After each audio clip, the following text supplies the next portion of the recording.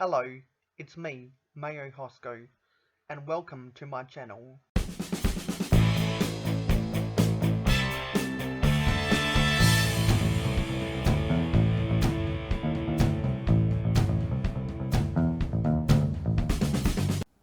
Hello, it's me, Mayohosko, and I've made some Lego train rolling stock MOCs.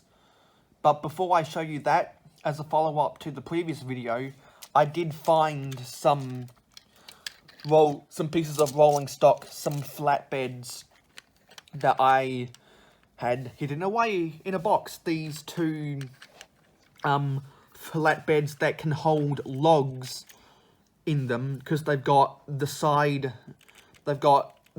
guards, and two intermodal flatbeds that you can put shipping containers on. And I also found some wheel sets with the couplers attached and two more freestanding couplers, so hopefully I can use them in MOCs to come in the future. Yes, so I'm getting on with building some MOCs, and I've turned my room into a studio right now, trying to build as many MOCs as I can. And I have just finished building some MOCs that I think are going to be really useful for the Mayo City train line.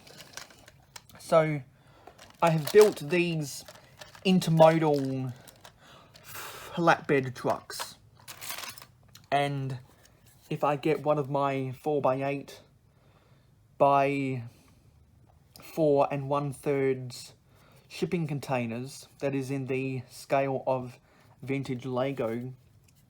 Actually, just forgot. I need to put some of these dark bluish grey 1x2 grills on.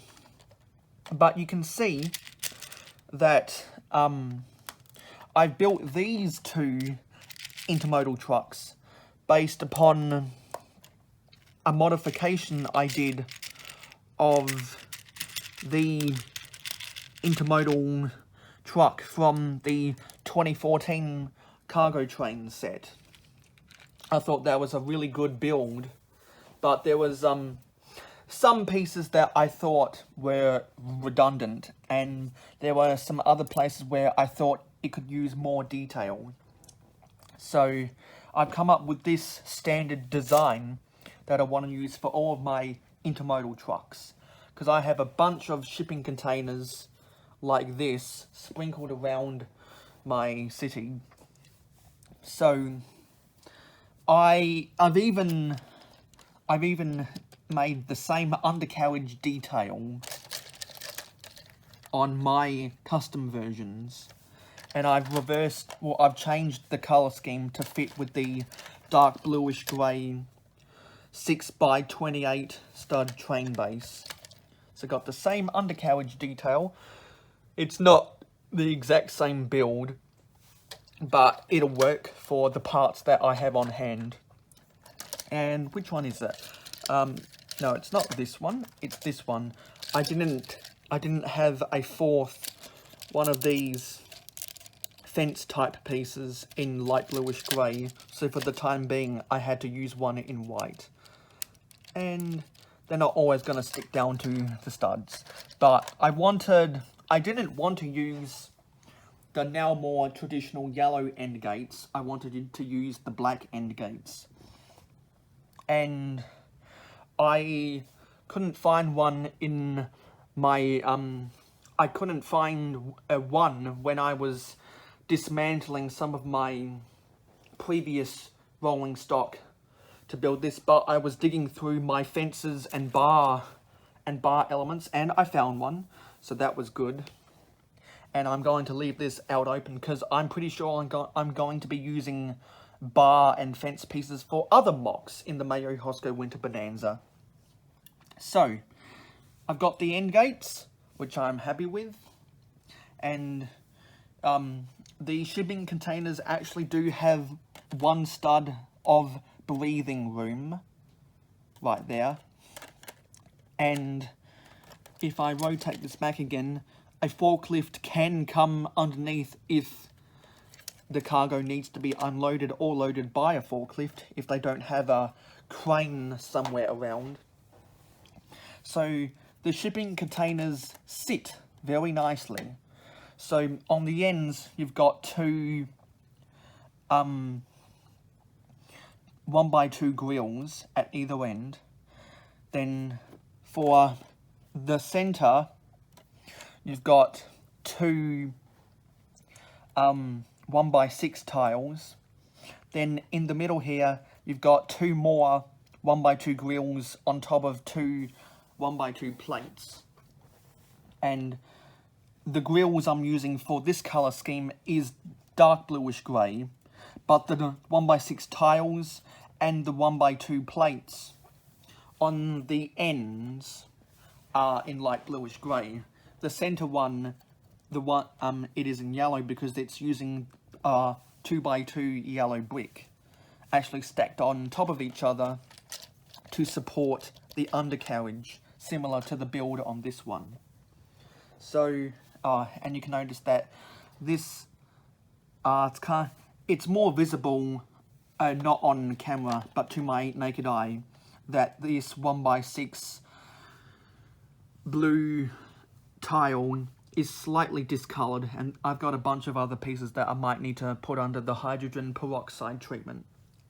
So I'm very happy with this standard design of intermodal trucks, because right now I can carry 9 shipping containers, and I've decided that because with a 6x28 train base, you can fit 3 4x8 footprint shipping containers, something which you can't do on a 6x24 base, and I'm going to be working on those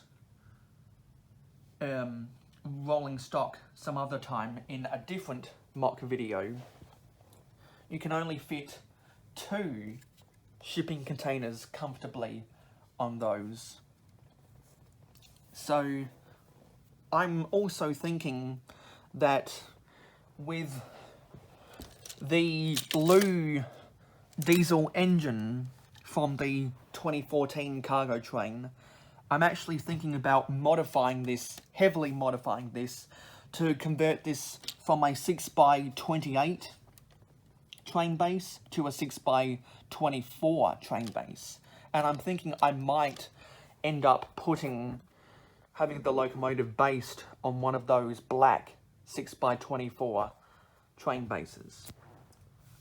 And I am thinking that I'm going to need to heavily modify this, not only to make it shorter, but so that I can get it within the 6 stud wide loading gauge, which I've talked about in a previous video. And yeah, some pieces have come off because I've neglected, but I'm thinking I want to use this blue 6x28 train base to create another one of these. So hopefully I can show that in a future video to come. So yeah, that is some intermodal trucks that I have made for the railway. So feel free to like, comment, and share this video with your friends. If you haven't already subscribed, please hit that subscribe button to be notified of every Mayo Hosko upload. Be sure to click that bell icon.